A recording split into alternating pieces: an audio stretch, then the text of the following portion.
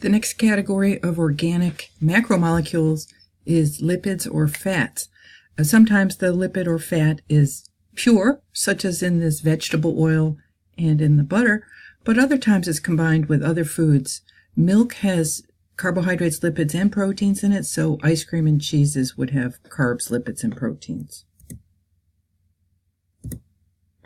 Lipids, like carbohydrates, only contain carbon, hydrogen, and oxygen, and they include fats, oils, and waxes. And lipids are different from carbs in that they are insoluble in water. Fats and water do not mix.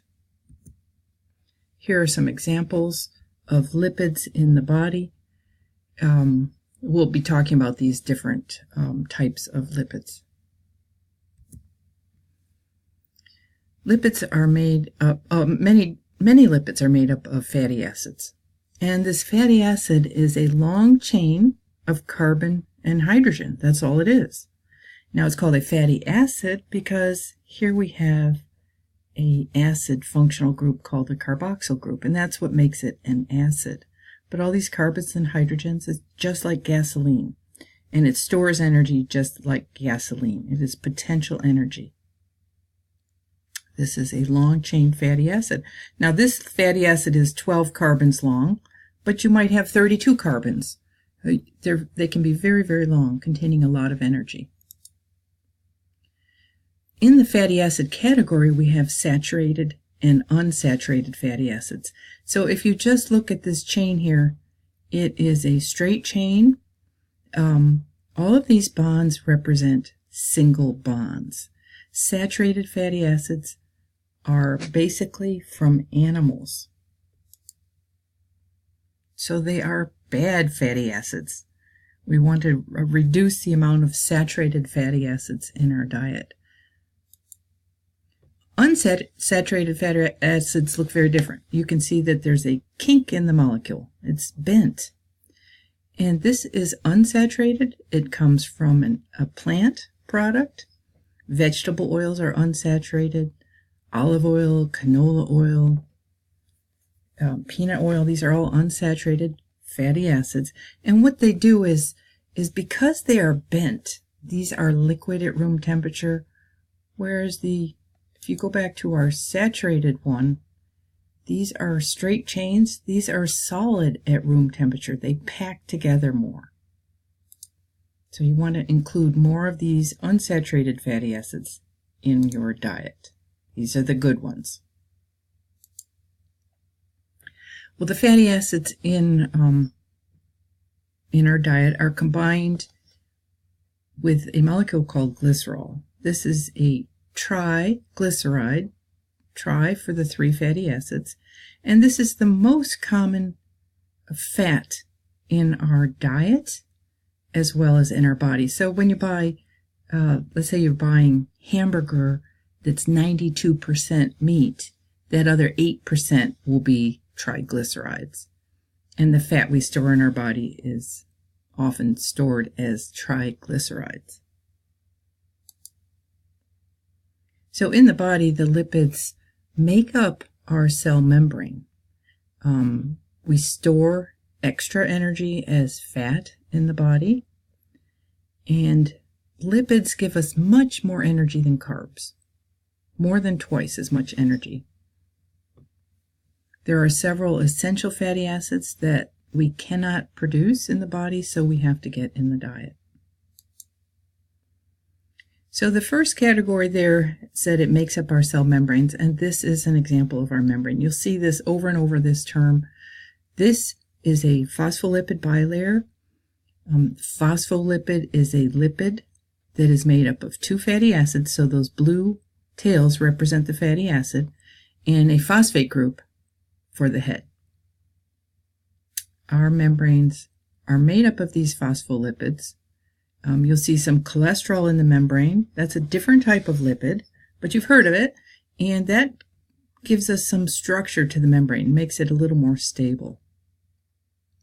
You can see that the membrane is a double layer. Steroids, and we just saw cholesterol, look very different from fatty acids. Steroids are called a ring structure, and you can see 4 rings, A, B, C, D. And look at the examples of steroids. You probably recognize cholesterol, you recognize testosterone, progesterone, the sex hormones. So cholesterol is found in our membranes. It stabilizes the membranes. And estrogen and testosterone are involved in sexual reproduction.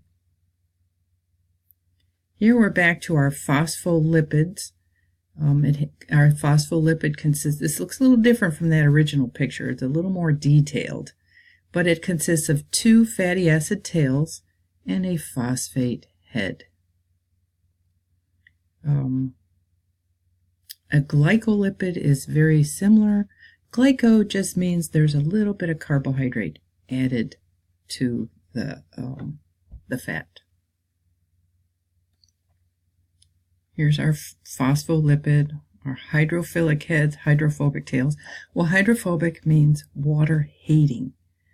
And so this is the fatty acid portion that does not mix with water. These are water-loving. Hydrophilic means water-loving.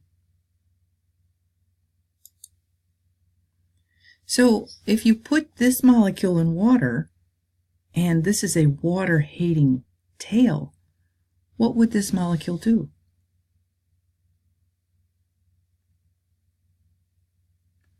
Well, if it were to arrange itself in a single layer, this head would be in the water and the tails would be sticking up out of the water.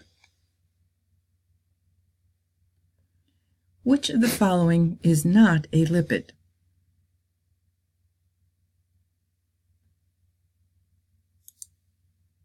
Glycogen. Which of the following makes up cell membranes?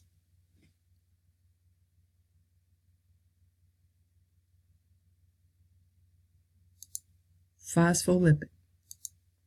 Which is the most common in our diet and our body?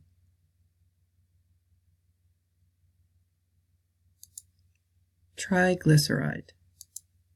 Which is healthier for you?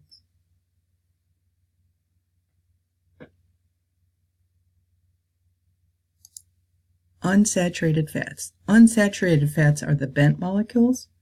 They do not bundle together, so they're liquid at room temperature.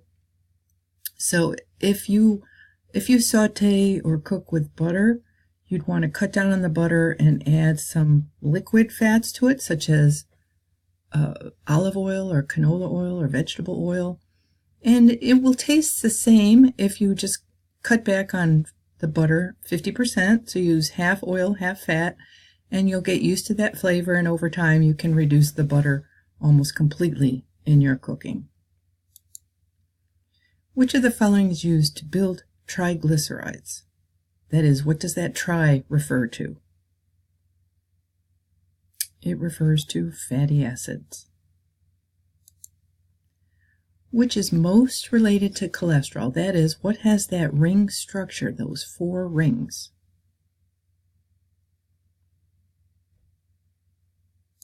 Steroids. Which of the following is produced by dehydration synthesis?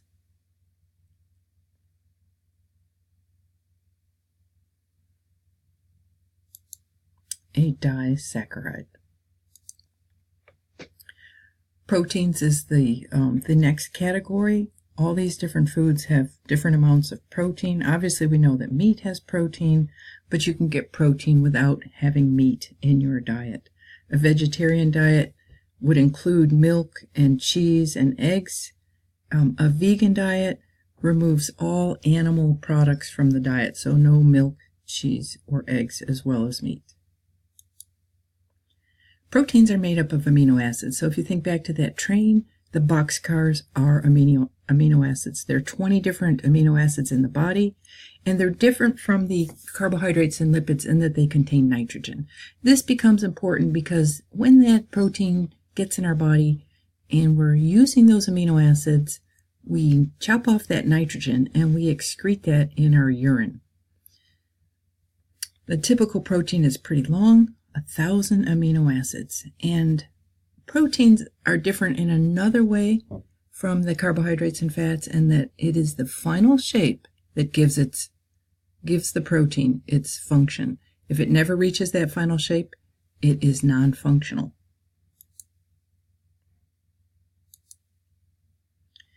It is called an amino acid for a reason.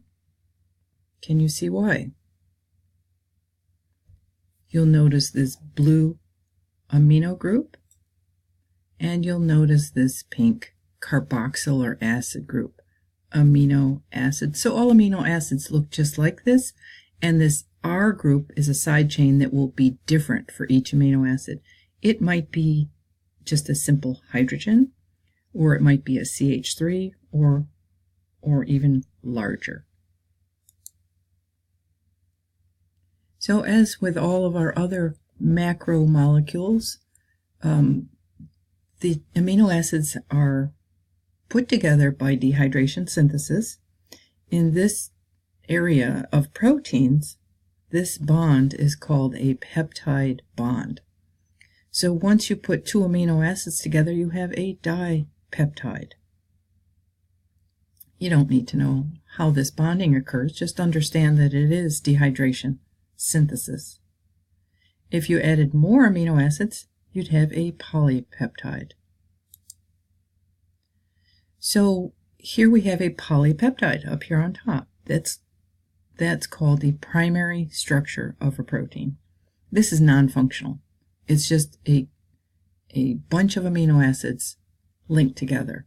But as it's being made, those side groups start interacting with each other. And this chain, as it's being made, starts to coil up into an alpha helix, or it starts to fold into a beta pleated sheet. See that pleating there, that folding there? So you're either going to get a coil or a folded sheet. And this is the secondary structure. Then as it continues to be built, remember, this amino acid only has this protein has 9 amino acids. When you have 1,000 amino acids, you've got a much more complex structure. Parts of those 1,000 might be an alpha helix, part might be a pleated sheet, and this is going to cause them to fold up into a glob. This is called a globular protein, and it's the tertiary structure. This is a functional protein. Now, some proteins are even more complex than this. They would have a quaternary structure where they would have more than one chain of amino acids. Hemoglobin actually has 4 separate chains of amino acids. Identify the protein structure. Okay. What is number 1? Is it primary, secondary, tertiary, or quaternary? Number 1 is secondary. Number 2 is primary. And number 3 is tertiary. Again, identify the protein structure.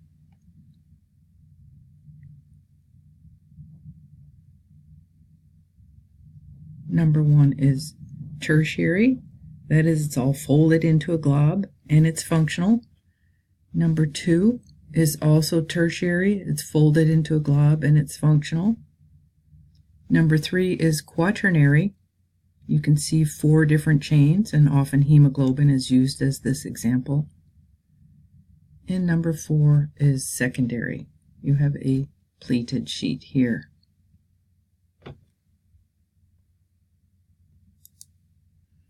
Which of the following is not associated with protein structure? The phosphate group. What term refers to the folding of a protein to give it its 3-dimensional shape? Tertiary structure.